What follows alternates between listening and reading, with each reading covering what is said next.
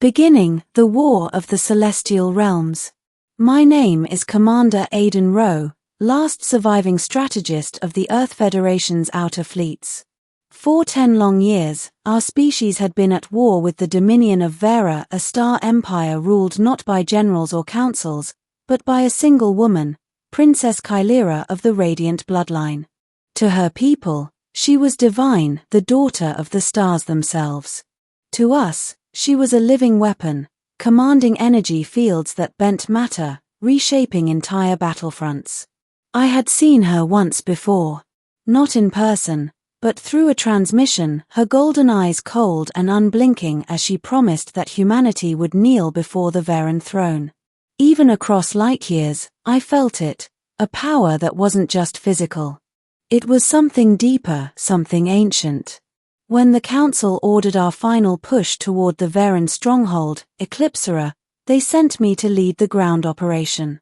We didn't know it then, but it would become the Battle of Fates, a conflict that would decide the destiny of 2 civilizations. The sky of Eclipsera wasn't black like Earth's night, it shimmered with swirling ribbons of violet energy. Lightning danced between the spires of alien towers, each one built from crystal that pulsed like veins of a living creature. Our mechs landed first. Soldiers followed, human and synthetic alike, their armor reflecting the eerie lights of the alien city. The air crackled with static. Every nerve in my body felt alive with tension. That's when her voice came through the comms. "Human Commander, do you truly believe you can win against prophecy?" It wasn't just a transmission. It was inside my mind. Kylera's voice had an echo that felt ancient, layered, resonant, as if it existed across multiple dimensions. I tried to ignore it, but it was impossible. My every thought seemed to ripple back with her laughter. "Come then, Aidan Rowe. Claim your fate." We fought through wave after wave of Veran sentinels, towering biomechanical guardians fused with alien flesh. Every explosion reflected against the radiant sky like a cruel fireworks display. By dawn, half my unit was gone. By dusk, I reached the citadel gates. That's where I saw her, Kylera, standing atop the obsidian steps, clad in silver armor that shimmered like liquid starlight. Her crown wasn't gold but a halo of energy, orbiting her head in slow, perfect circles. Middle, the Duel of Destiny. Kylera descended the stairs with grace that defied gravity. Every step pulsed through the air like a heartbeat. My mecha's sensors flared red as energy readings spiked beyond measurable range. "You've come so far, human. Your kind always does, until the end." She drew her blade, not metal, but condensed plasma woven with psychic threads. It hummed like a living thing. I raised my plasma saber. "You call yourself a princess, but you hide behind prophecy. Today, that ends."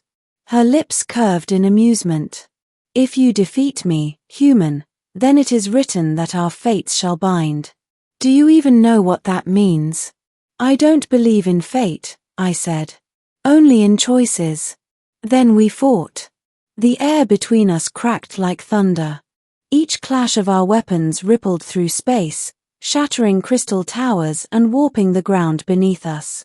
She moved faster than any being I'd seen, not teleporting, but phasing, as if she existed slightly out of sync with time itself. Every strike she landed burned through my armor, but I adapted. My neural implants calculated patterns, countering her rhythm with cold precision. Still, she was not merely fighting, she was testing me. "You fight with reason," she said mid-combat. "But your heart burns with emotion. Tell me, human, do you fight for your people, or for yourself?" "Both." She smiled faintly. "Then your kind may yet survive." Her final strike came like lightning, a downward arc that split the air itself. I caught it mid-swing, redirected the energy, and with one desperate counter, drove my blade through her armor. She gasped, light spilling from her wound like liquid stars. And then, silence. The world around us slowed. Even the sounds of battle faded, as though the universe itself was holding its breath. Kylera fell to her knees, one hand pressed against her chest. Her eyes locked onto mine, not with hatred, but with something else. Something older. "Then, it is written," she whispered. "I am yours." Before I could respond, the citadel's light surged. My visor overloaded, and I collapsed to my knees. A wave of pure consciousness flooded through me, her memories, her thoughts, her soul.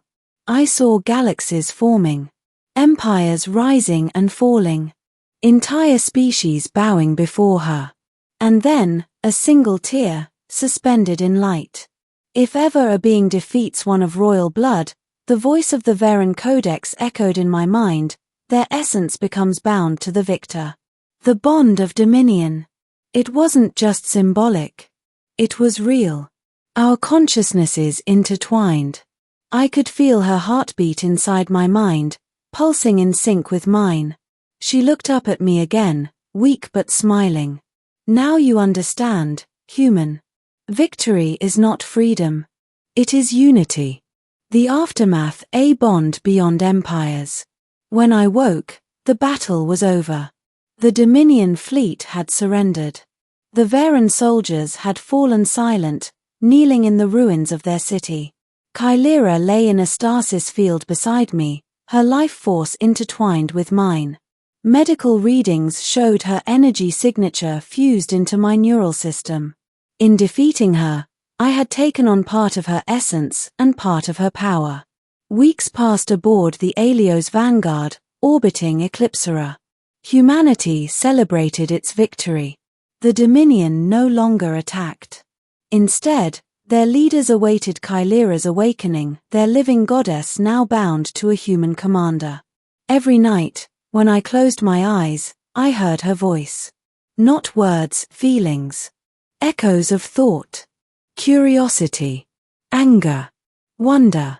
She was exploring my mind the way I once explored her empire. "Why do you hide your memories from me, human?" she asked one night, her voice soft inside my consciousness. "Because some things are meant to stay ours alone," I replied. "You fear I'll take them? I fear I'll lose them." Her laughter rippled through my mind like music. "You are a strange conqueror." 1 month later, she awoke. The medbay lights dimmed as her eyes opened, golden once more, glowing faintly. She sat up, unchained, as if gravity itself bent to her will. "So this is your world," she said, touching the glass window that overlooked the stars. "Cold metal and fragile hope. Welcome to the Federation," I said, half smiling. Her gaze lingered on me. "You should know, Aiden Rowe, in Varen culture, when one is bound by defeat, it is not servitude. It is an eternal vow. You hold my essence, my strength, my future." She paused, then whispered, "What will you do with it?" "I don't want to rule you," I said quietly. "I want peace." Her expression softened. "Then perhaps we are not so different." Middle turn, the Empire's choice. Peace, however, was fragile. Back on Eclipsera, factions within the Varen High Council saw Kylera's surrender as betrayal. A new leader rose, General Vila, who vowed to purge both her and humanity to reclaim the purity of the Dominion. Our alliance stood on the edge of collapse. Kylera insisted on returning to her people to face the Council. Against every protocol, I went with her. The journey to Eclipsera's core city, Lythra Prime, felt like descending into a dream.